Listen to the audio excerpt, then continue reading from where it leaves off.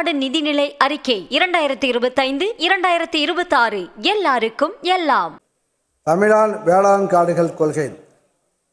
மரங்கள் மழையை பொழிந்து பயிர் வளத்தையும் இலை தழைகளை உதிர்த்து மண் வளத்தையும் காக்கின்றன. எனவே உயர் மதிப்புமிக்க அதிக பலனளிக்கும் மரங்களை சாகுபடி செய்து உழவர்கள் கூடுதல் வருமானம் ஈட்டும் வகையில் வேளாண் காடுகள் ஊக்குவிக்கப்படுகின்றன.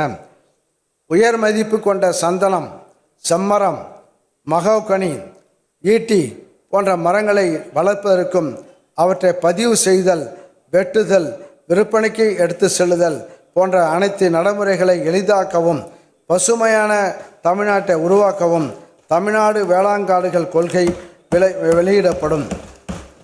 உழவர்களை அயல்நாடுகளுக்கு கண்டுணர் சுற்றுலா அழைத்து செல்லுதல்.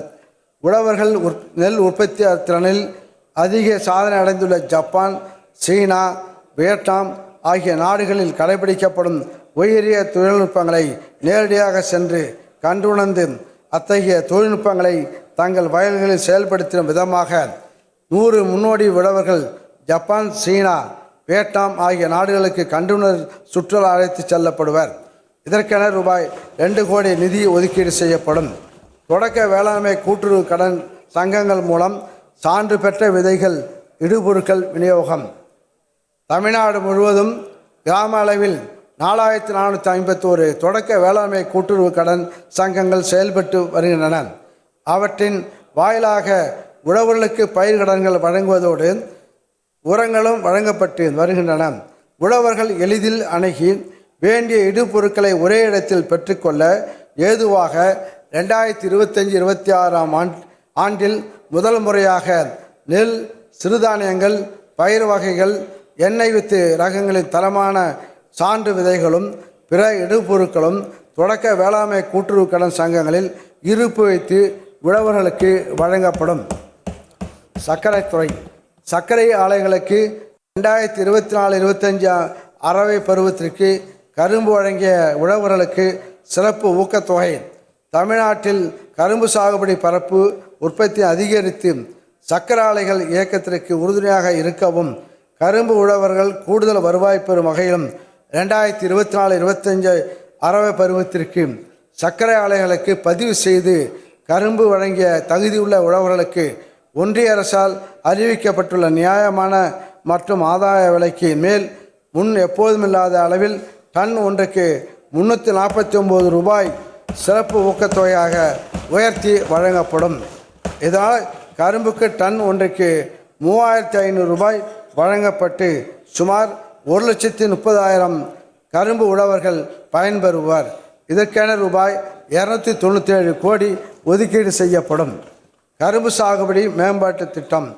அதிக சர்க்கரை கட்டுமானம், பூச்சி நோய் தாக்குதலுக்கு எதிர்ப்பு பண்புகளை கொண்ட புதிய கரும்பு ரகங்களை உழவர்கள் அதிக பரப்பளவில் சாகுபடி செய்தளவும் சாகுபடி செலவை குறைக்கும் விதமாக கரும்பு விதைக்கரணைகள், நாற்றுகள், இயந்திர நடவுக்கு ஏற்ற அகலப்பார், நடவு முறை, நுண்ணூட்ட உரக்கலவை, தோகை தூளாக்குதல், நிலப்போர்வை அமைத்தல் போன்ற இனங்களை கரும்பு உழவர்களுக்கு மானிய விலையில் வழங்கவும் ஒன்றிய மாநில அரசு நிதியிலிருந்து ரூபாய் 10,53 லட்சம் ஒதுக்கீடு செய்யப்படும்.